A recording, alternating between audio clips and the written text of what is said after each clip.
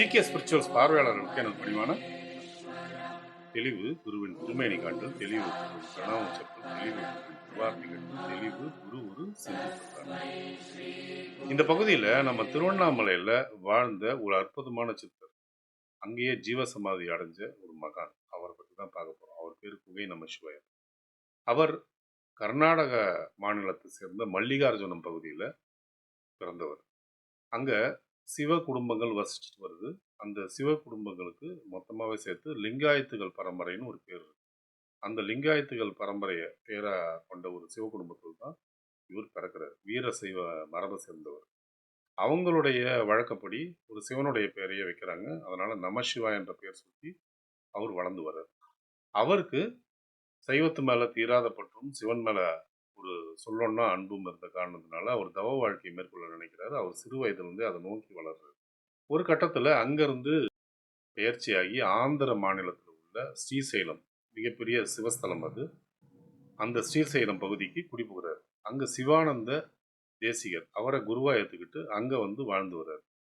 அங்க வாழ்ந்து வரும்போது அவருக்கு ஒரு கட்டத்துல அண்ணாமலையோருடைய தரிசனமும் அவருடைய கட்டளையும் பிறக்குது. உடனடியா திருவண்ணாமலைக்கு வா அப்படின்னு. அதை வந்து சிவானந்த தேசிகரான தன்னுடைய குரு கிட்ட அவர் தெரிவிச்சுட்டு அங்கிருந்து ஒரு 300 பேரோட கிளம்புறாரு. அவருக்கு பிரதான சிஷியனா விருபாட்சி தேவரையும் கூட அழைச்சிட்டு வர்றாரு. திருவண்ணாமலைக்கு வந்து பல அற்புதங்கள் அவரால் நடக்குது. பல ஆன்மீக பணிகளும் நடக்குது. திருமுலைப்பால் தீர்த்தம், அருட்பால் தீர்த்தம், சங்கு தீர்த்தம், பாத தீர்த்தம், இன்னைக்கு வந்து தீர்த்தங்களா இருக்கிற இந்த 4 தீர்த்தங்களும் அவங்களால உருவாக்கப்பட்டது தான்.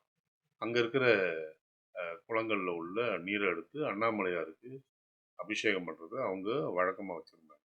அண்ணாமலையார் மேல வந்து மிகுந்த பற்று. அண்ணாமலையாருக்காக அண்ணாமலை வெண்பா எழுதியிருக்காரு, அருணகிரி அந்தாதி எழுதியிருக்காரு, இப்படி வந்து பல விஷயங்கள் எழுதியிருக்காரு தமிழ்ல. அவர் பண்ற அற்புதங்களால நிறைய பேரும் புகழும் அவருக்கு. ஒருத்தருக்கு பேர் புகழ்னு ஏற்பட்டாலே பொறாமையால சில பேர் வந்து வேகுவாங்கல்ல, அப்படி பொறாமையால வெந்த சில நெஞ்சங்களும் அங்க உண்டு. அவங்க வந்து இவருக்கு தீராத ஒரு தொல்லைய ஏற்படுத்திக்கிட்டே இருந்தாங்க.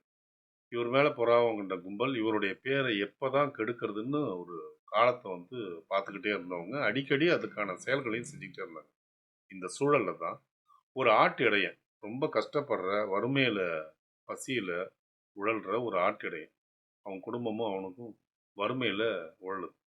அந்த ஆட்டு இடையன்கிட்ட வந்து ஒரு சென ஆடு இருந்தது. அந்த சென ஆடு 2 நாள்ல வந்து பிரசவிக்க போற ஒரு நேரத்துல இருந்தது. திடீர்னு அது இறந்து போச்சு. ஆஹா, இந்த இந்த ஆடு பிரசவிச்சா அது குட்டிகள் போடும், இதை வச்சு நம்ம வறுமையை போக்கிக்கலான்ற கனவுல இருந்தவனுக்கு மண்ணு விழுந்த மாதிரி இருந்தது கனவுல. அப்போ வந்து அதை வச்சுக்கிட்டு அழறான். சரி, இது அட்லீஸ்ட் வந்து கறிக்காவது யாராவது வாங்குவாங்களா அப்படின்ற ஒரு நப்பாசையில திருவண்ணாமலை கடை வீதிக்கு சென்று அங்க வந்து இதை விற்கிறதுக்கு முயற்சி பண்றான். செத்த ஆட்டை யார் தான் வாங்குவோம்? அப்ப செத்த ஆட்டை வாங்குறதுக்கு யாரும் முன் வரல. இதை பார்த்துக்கிட்டு இருந்த ஒரு கும்பல், அது வந்து குகை நமசிவார் மேல பொறாம கொண்ட ஒரு கும்பல்னு சொல்லியிருக்கேன் இல்லையா, அவங்க வந்து இதை பார்த்துட்டு வா வா என்ன பிரச்சனை அப்படின்னு கேட்குறாங்க. கேட்கும்போது இது மாதிரி அவன் வந்து பிரச்சனையை சொன்ன உடனே, இதெல்லாம் ஒன்றும் பிரச்சனையே கிடையாது, மலை மேலே பாரு அந்த ஒரு குகை தெரியுதா, அந்த குகைக்குள்ளார போனீங்கன்னா குகை நமசிவாயர் இருப்பார், நிறைய ஜனங்க அவர் கூடி நிற்கும், நீ கொண்டு போய் அவர்கிட்ட கொடுத்தா அவர் வந்து வாங்கிப்பார், ஏன்னா அசைவ பிரியன், கறி நல்ல திம்பான், இது செத்துருந்தா கூட பரவாயில்ல வாங்கிப்பான்னு சொல்லி அனுப்புறாங்க. அவனும் ரொம்ப மகிழ்ச்சியாகி நேராக மேலே போகிறான். திருவண்ணாமலைக்கு போயிட்டு மலை மேலே போயிட்டு அங்கே இருக்கிற குகையில போயிட்டு குகை நமசிவாயர்கிட்ட வந்து அந்த ஆட்டை கடத்தலாம். நீங்க தான் வந்து எனக்கு ஒரு வழிகாட்டணும். என்னப்பா என்ன சொல்றாரு?